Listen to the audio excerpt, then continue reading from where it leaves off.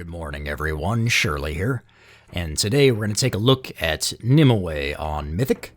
I'm playing the standard single targets arms build for this fight, and we're going to go ahead and use all of our CDs on the pole here, and I'm going to be starting off on the left-hand side of the boss here, and pretty much staying here for the majority of the fight, just so we have a nice even spread of melee around the boss to help with these soaks.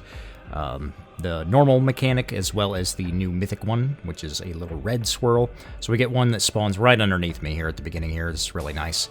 Gonna soak it really fast and then move off to the right side, and making sure that I'm not crossing the middle line there, because these lines on Mythic anyway seem to be set the pattern that they spawn at, so you can kind of plan, between pole to pole where they're gonna be. And for the beginning of the fight here, on the left side of the boss anyway, this left line by the roots, it does not spawn. However, the middle line right in the middle there does, so that's why I'm gonna stay on this side as much as possible.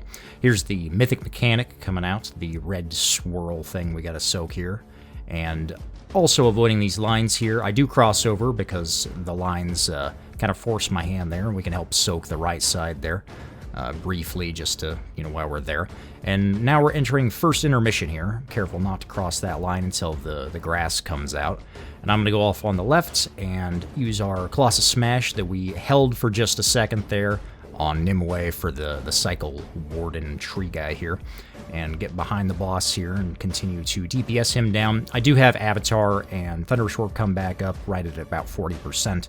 I'm going to hang on to these for the boss because this thing's going to die, relatively quickly. We don't want to waste the uptime on those debuffs. Down he goes, and we're going to start working our way back to the boss, getting our dots up on him, waiting for his shield to fall before we use our cooldowns again here.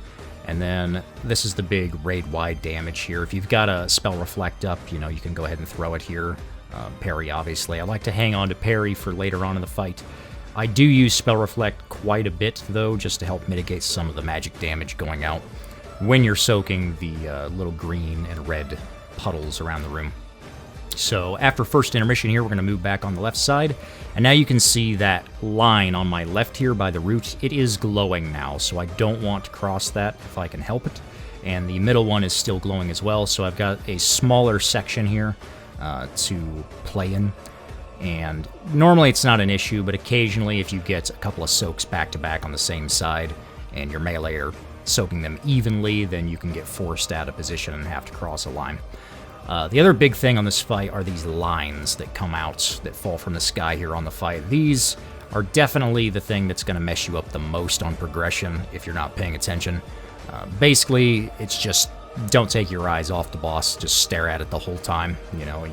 You should be able to play your rotation pretty much by feel if you're playing Mythic on this fight, so it shouldn't be too big of an issue. But just watching these lines like a hawk is the biggest thing, I think.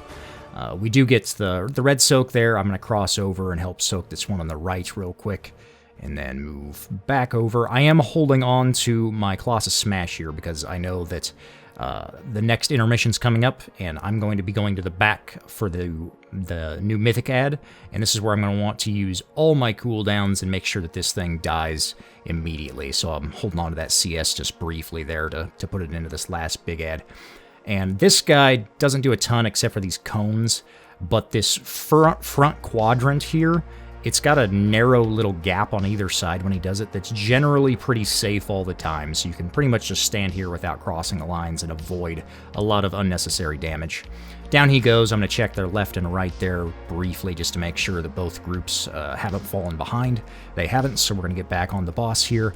Throw up a reflect to help mitigate this continuum damage that the boss does as we near the execute phase, and I'm going to start inching my way back over the left side here just to be in my space, so to speak. Now we're in execute phase, so it's, tunnel the boss and cycle that Colossus Smash as fast as we can and get those Juggernaut stacks rolling. The line in the middle there is still there, so I'm, just going to stay on this side, let the people on the right deal with those soaks. We get a couple of spawns here, so this is one of those situations where you can get two soaks back to back, where you need to move quickly between them before they explode afterwards. And we get our Mythic debuff here. We're going to soak it while avoiding the laser lines. and I realized that there's not going to be a ton of space here, so I'm going to go ahead and cross the one left side here and then cross back and continue to soak these pools. Now this spot where they back to back here, if you're quick enough, I realized that it was going to explode briefly right before the other one, so I'm going to use my heroic leap and bounce back between those two portions there. And anytime you see somebody in melee soaking one of these, you kind of want to like stack up with them, that way you're not staggering these things back and forth here like that. I'm going to move all the way up into the boss. Generally, you don't want to do that because there's lines underneath it, so you're going to take a lot of damage for doing that. That's why I threw my parry there, but sometimes you just get forced out of position. So now we're going to enter the last intermission here. We didn't quite have enough damage to kill the boss during execute 10%, but we got Colossus Smash back up for this last Cycle Warden. And the lines are different once again on this side, so the line you can see there right next to him, we can't really move the boss because, you know, it'll explode if he crosses anything, so we definitely have less room to play with for this last ad. Luckily, you know, towards the tail end of the fight, we still got plenty of damage going on here. I'm going to jump across here, just trying to avoid walking over the lines whenever I can help it. Now we get back on the boss and continue the last execute burn here. Unfortunately, I lost my Juggernaut stacks on the big tree boy. If you got really lucky sudden death procs, you could probably maintain them, or if you timed it out, but it's kind of RNG. So yeah, down for the last burn here, and down will go Nymue on Mythic. If you guys have any questions, please leave them down below. Comment always helps, obviously. A like. Thanks for watching, and I will see you in the next one. Peace.